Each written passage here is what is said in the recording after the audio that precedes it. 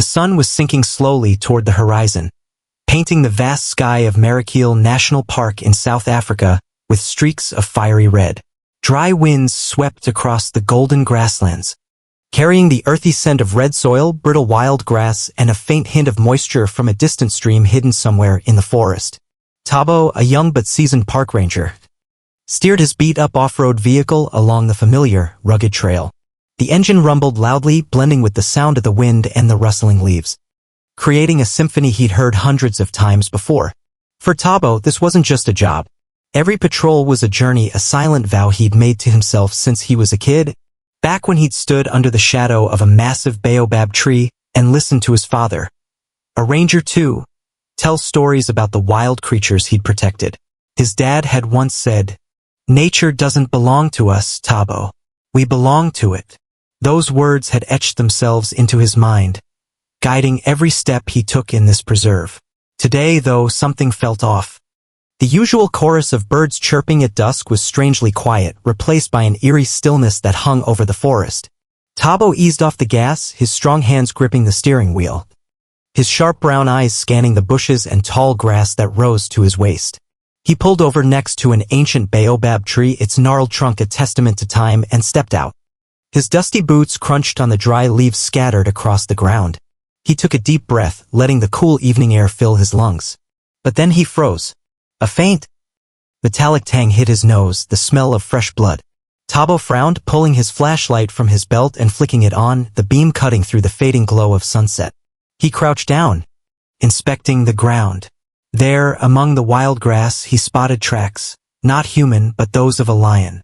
Big, deep paw prints with claw marks pressed into the soft dirt stretched out in a line leading deeper into the dense forest ahead. His heart beat faster. He loved lions, those majestic symbols of strength, pride, and the untamed spirit of the wild. But he also knew how dangerous they could be, especially when injured or threatened. Armed with a small knife tucked at his side and a tranquilizer gun strapped to his hip, Thabo followed the tracks. He moved carefully, stepping lightly to avoid snapping dry twigs that might give him away. Each step pulsed with a mix of tension and excitement. He told himself, if something's wrong, I've got to act fast. After about 10 minutes of navigating through thorny bushes that scratched at his sleeves, he heard a sound, a low, pained groan coming from up ahead. Thabo stopped, tilting his head to listen. It wasn't loud, but it was enough to make the hairs on his arms stand on end. The noise came from the right, near a large boulder covered in green moss. He crept closer, hand tight on the knife's handle, his breathing slow and deliberate to stay calm. When the flashlight beam hit its mark, the sight before him stopped him cold. A massive male lion with a golden mane as bright as the sun lay curled up beside the rock.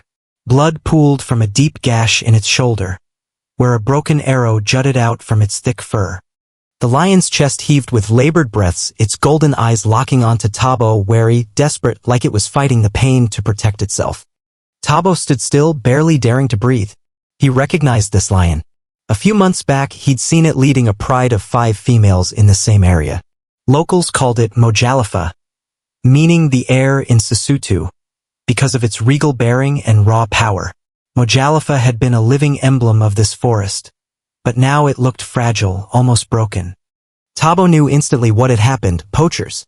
They often used poison-tipped arrows to take down big game like lions, rhinos, or elephants, harvesting claws, manes, or tusks for the black market. The cruelty of it sparked a quiet fury in his chest. He knelt a few yards away, his voice low and soothing. "Easy now, big guy. I'm not here to hurt you." He knew Mojalifa couldn't understand him, but a gentle tone could sometimes calm a wild animal. The lion let out a weak growl but didn't lunge. Thabo studied the arrow carefully. The tip was broken off, but the shaft was buried deep in the flesh, the wound already swelling. If he didn't act soon, the poison, maybe a heavy sedative or some homemade toxin, would spread. And Mojalifa wouldn't last more than a few hours. Thabo pulled an emergency med kit from his backpack, taking a deep breath to steady himself. He edged closer, each step as cautious as if he were walking on thin ice. Mojalifa lifted its head, baring its teeth in a warning, but its eyes seemed to plead more than threaten. Thabo raised an empty hand, palm out. A gesture of peace. "I'm gonna help you," he whispered, his voice almost lost in the breeze. In one swift move, he drew the tranquilizer gun, aimed at the lion's uninjured shoulder, and fired. A soft thwip sounded as the dart sank in. Mojalifa roared one last time, a powerful but pained cry, before collapsing into unconsciousness. Thabo didn't waste a second. He knelt beside the lion, pressing a hand to its massive chest to check its breathing. Slow but steady, the dose was just right, enough to knock it out without risking its life. He let out a relieved breath and got to work. Using his knife, he made a small incision around the wound, carefully extracting the arrow. Blood gushed out like a tiny river, staining his hands red, but he quickly cleaned it with gauze and antiseptic. The sharp smell of blood mixed with the sting of the disinfectant made him grimace, but his hands stayed steady. He'd done this dozens of times, freeing antelope from wire snares, patching up injured gazelles, even treating a rhino hit by a bullet. But with a lion as big as Mojalifa, the stakes felt higher. This wasn't just an animal, it was a symbol of the whole forest. Once the arrow was out, Thabo checked for any leftover fragments.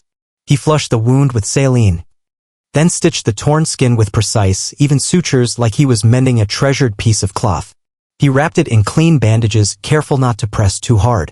Finally, he injected an antidote into Mojalifa's system, a precaution he always carried for cases of poacher poisoning.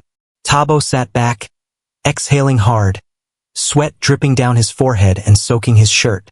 Night had fallen completely, the only light now coming from his flashlight, casting a glow over the lion's hulking form. He stood, wiping his hands on an old rag from his pack, ready to head out. But a rustling from the bushes stopped him dead. He swung the flashlight around and his heart skipped a beat. 5 lionesses emerged from the darkness, their eyes glinting like jewels in the beam. Mojalifa's pride. The 5 females encircled Thabo and Mojalifa, silent, no growls, no charges, just watching with an unnerving calm. Cold sweat trickled down his spine. He knew if they thought he'd harmed their leader, he wouldn't stand a chance, even with the tranq gun. But then something strange happened. The lead lioness, with deep, steady eyes, stepped closer. She lowered her head, sniffing his hand, the one that had just tended to Mojalifa, and let out a soft chuff like she was acknowledging something. The other 4 moved in too, but not to threaten. They stood around Mojalifa, guarding him in his sleep. Thabo couldn't believe it.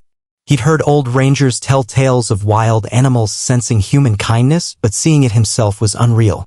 He stepped back, giving the pride space with their leader. Mojalifa stirred, the tranquilizer wearing off. The big male opened his eyes, fixing Thabo with a look that wasn't hostile or scared, just curious, like it was trying to memorize him. As Mojalifa staggered to his feet, testing his bandaged wound, the lionesses closed in, licking and nuzzling him as if to comfort him. Thabo watched from a distance, a quiet joy swelling in his chest. The joy of giving life back, of touching a world humans usually only glimpse from afar. He turned to his truck, started the engine, and drove off into the night. But a glance in the rearview mirror showed Mojalifa and his pride still standing there, watching until the taillights faded behind the trees. In the days that followed, Thabo went back to his routine, but Mojalifa stayed on his mind. Every afternoon, driving home from patrol, he'd pass the spot by the big rock where he'd saved the lion. He didn't expect to see them again, for him, knowing they were free was reward enough. But one day, as the sun dipped below the hills, he heard soft footsteps trailing his truck. Thabo stopped, killed the engine, and looked back. There was Mojalifa, 20 yards away, golden eyes blazing in the sunset, the bandage still on his shoulder. Thabo smiled. He didn't get out, just sat there watching. Mojalifa didn't come closer, but didn't leave either. He just stood like an old friend dropping by. Then, from the bushes, 4 lionesses appeared, flanking their leader. They stared at Thabo. No aggression, no fear, just presence, like they had something to say. Warmth spread through his chest. He murmured to himself, "Thanks for trusting me, guys."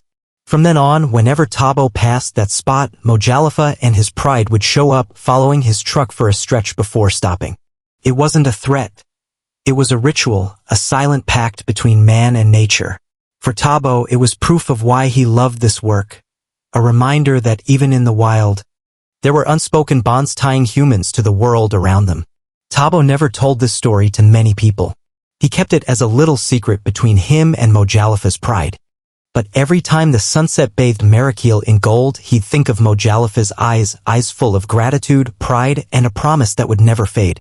He knew as long as he lived and worked here, he'd keep protecting them, not just out of duty, but out of a deep, unshakable love for this wild land.